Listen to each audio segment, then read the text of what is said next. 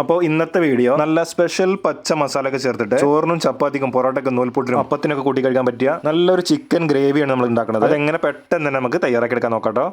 അതിനായിട്ട് ആദ്യം തന്നെ നമുക്ക് ഒരു മിക്സിയുടെ ജാർ വെച്ച് കൊടുക്കാം. അതിലേക്ക് 2 ചെറിയ കഷ്ണം പട്ട ഇട്ട് കൊടുക്കുന്നുണ്ട്. പിന്നെ ഒരു 4ഓളം ഗ്രാമ്പ് ഇട്ട് കൊടുക്കാം. 2 ഏലക്കായ ഇട്ട് കൊടുക്കുന്നുണ്ട്. ഒരു 5ഓ 6ഓ ചെറിയ ഉള്ളിയാണ് അത് ഇട്ട് കൊടുക്കുന്നുണ്ട്. ഒരു 10ഓളം വെളുത്തുള്ളി ഇട്ട് കൊടുക്കുന്നുണ്ട്. ആ കണക്കിന് ഇഞ്ചി കഷ്ണം അരിഞ്ഞിട്ട് കൊടുക്കാം. പിന്നെ 2 പച്ചമുളക് ഇട്ട് കൊടുക്കാം. ഇനി ഒരു തക്കാളി അരിഞ്ഞെടുത്താണ് അത് ഇട്ട് കൊടുക്കേണ്ടത്. 1 ടീസ്പൂൺ വലിയ ജീരകം ഇട്ട് കൊടുക്കാം, പെരുംജീരകം.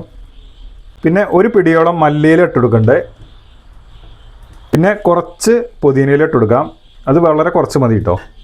ഇനി ഇത് നന്നായിട്ട് ഇങ്ങോട്ട് അരച്ചെടുക്കാം. നമുക്ക് പേസ്റ്റ് രൂപത്തിലുണ്ട് അരച്ചെടുക്കാം. അപ്പോൾ നമ്മൾ നന്നായിട്ടുണ്ട് അരച്ചെടുത്തിട്ടുണ്ട്. ഇതുണ്ടല്ലേ, ഇതാണ് നമ്മൾ ചിക്കനിൽ ചേർക്കാൻ പോണ പച്ച മസാല. ഇനി നമ്മളൊരു ചട്ടി എടുത്തിട്ടുണ്ട്, ഇത് വെച്ച് കൊടുക്കാം. ഇനി ഇതിലേക്ക് 1.5 ടേബിൾ സ്പൂൺ വെളിച്ചെണ്ണ ഒഴിച്ച് കൊടുക്കുന്നുണ്ട്. ഇതിലേക്ക് 1/2 ടീസ്പൂൺ മഞ്ഞൾപ്പൊടി ഇട്ട് കൊടുക്കുന്നുണ്ട്. ഒരു 2 ടീസ്പൂൺ കുരുമുളക് പൊടി ഇട്ട് കൊടുക്കുന്നുണ്ട്. നിങ്ങൾക്ക് എരിവിന് ആവശ്യത്തിന് കൂട്ടും കുറക്കൊക്കെ ചെയ്യാം കേട്ടോ. ഒരു 2 തണ്ട് കറിവേപ്പില ഇട്ട് കൊടുക്കാം. ഇനി നമ്മുടെ വെറൈറ്റി ആയ പച്ച മസാല ഉണ്ടല്ലോ, അതുകൊണ്ട് ഇട്ട് കൊടുക്കുക. പിന്നെ നമ്മളൊരു 3/4 കിലോയോളം ചിക്കൻ നല്ല കഴുകി വൃത്തിയാക്കി എടുത്തിട്ടുണ്ട്, അതിലേക്ക് ഇട്ട് കൊടുക്കുന്നുണ്ട്. 1 ടീസ്പൂൺ ഉപ്പിട്ട് കൊടുക്കുന്നുണ്ട്.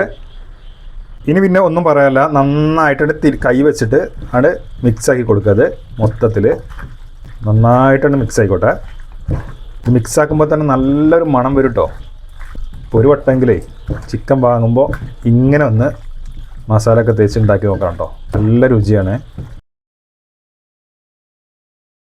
അപ്പോൾ ഇത് നന്നായിട്ട് നമ്മൾ മിക്സാക്കി എടുത്തിട്ടുണ്ട്. ഇനി സ്റ്റൗ കത്തിച്ചതിന് ശേഷം നമ്മൾ ചട്ടിയിട്ട് വെച്ച് കൊടുക്കുക. പിന്നെ ഒരു തേങ്ങ നമ്മൾ അരച്ച് അതിൻ്റെ 1-ാം പാലും 2-ാം പാലും വേർതിരിച്ചെടുത്താണ്. അതിൽ 2-ാം പാല് ആദ്യം ഒഴിച്ചു കൊടുക്കുക അതിലേക്ക്. ഇതൊന്നുകൂടി ഇളക്കിയെടുക്കാം. അപ്പോൾ നമ്മൾ നന്നായിട്ട് മിക്സ് ചെയ്തെടുത്തിട്ടുണ്ട്. ഇനി ഇത് മൂടി വെച്ചിട്ടേ ഇത് തിളക്കണ വരെ ഹൈ ഫ്ലെയിമിൽ വെക്കുക. അതിന് ശേഷം തീ ലോ ഫ്ലെയിമിൽ വെച്ചിട്ട് ഒരു 15 മിനിറ്റോളം കൊണ്ട് വേവിച്ചെടുക്കുക കേട്ടോ.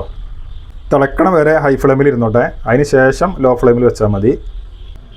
അപ്പോൾ ഒരു 10 മിനിറ്റോളം ആയിട്ടുണ്ട്.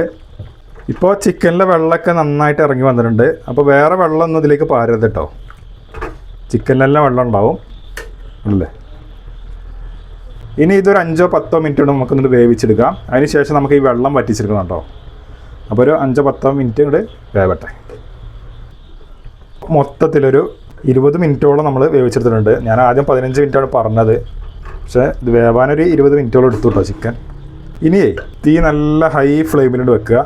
എന്നിട്ടിത് ഇളക്കിക്കൊണ്ടിരിക്കുക കൈ വിടാതെ. ഇതിൻ്റെ വെള്ളം നമുക്കൊന്ന് വറ്റിച്ചെടുത്തിട്ട് ചെറുതായിട്ടൊന്ന് കുറുക്കിയെടുക്കാം. ഇപ്പോൾ ചിക്കൻ ഉടയാത്ത രീതിയിൽ എന്നിട്ട് ഇളക്കിയെടുക്കുക കേട്ടോ. അപ്പോൾ ഇത് വെള്ളമൊക്കെ നന്നായിട്ട് വറ്റി വന്നിട്ടുണ്ട്. ഇതുണ്ടല്ലോ ഒരു കുഴമ്പ് രൂപത്തിലായിട്ടോ. അപ്പോൾ ഇങ്ങനെയാണ് വറ്റിച്ചെടുക്കണം. ഇനി തീ ഒരു ലോ ഫ്ലെയിമിൽ തന്നെ വീണ്ടും വെച്ച് കൊടുക്കുക. അതിന് ശേഷം നമ്മൾ തേങ്ങ പിഴിഞ്ഞെടുത്ത ആദ്യത്തെ 1-ാം പാലുണ്ട് ഒഴിച്ചു കൊടുക്കുക. ഇനി ഇത് നന്നായിട്ടുണ്ട് മിക്സ് ചെയ്യുക കേട്ടോ. ഇങ്ങനെ കാണുമ്പോൾ തന്നെ എന്താ സ്റ്റൈല്. അപ്പോൾ കഴിച്ച് കഴിഞ്ഞാൽ എന്താവും, അത്രയ്ക്ക് രുചി കേട്ടോ. അപ്പോൾ നന്നായിട്ട് നമ്മൾ മിക്സ് ചെയ്തെടുത്തു. ഇത്ര മതി കേട്ടോ. ഇനി നമുക്ക് തീ ഓഫാക്കാം. ഇനി ഇത് അടച്ചു വെച്ചിട്ടേ ഒരു 5 മിനിറ്റ് ഇരുന്നോട്ടെ. നമ്മൾ 1-ാം പാൽ ഒഴിച്ചല്ലോ, അതൊന്നും സെറ്റായി വരട്ടെ. എന്നിട്ട് നമുക്ക് എടുത്ത് ഉപയോഗിക്കാം കേട്ടോ. അപ്പോൾ ഇത് ഏകദേശം ഒരു 5 മിനിറ്റോളം ആയിട്ടുണ്ട്. നമുക്ക് തുറന്നു നോക്കാം. നല്ല അടിപൊളിയായിട്ടുണ്ട്. അപ്പോൾ നല്ല ഉഷാറായിട്ട് വന്നിട്ടുണ്ട്. അപ്പോൾ ഇത് പൊറോട്ടയ്ക്കും ചപ്പാത്തിക്കും നൂൽപുട്ടിനും വെള്ളപ്പത്തിനും എല്ലാത്തിനും കൂട്ടി കഴിച്ചോളി. ചോറിനും ബെസ്റ്റാണ് കേട്ടോ. അപ്പോൾ വീഡിയോ ഇഷ്ടമായാലും ഒന്ന് ലൈക്ക് ചെയ്യുക, ഷെയർ ചെയ്യുക, കമൻറ്റ് ചെയ്യുക, സബ്സ്ക്രൈബ് ചെയ്യുക.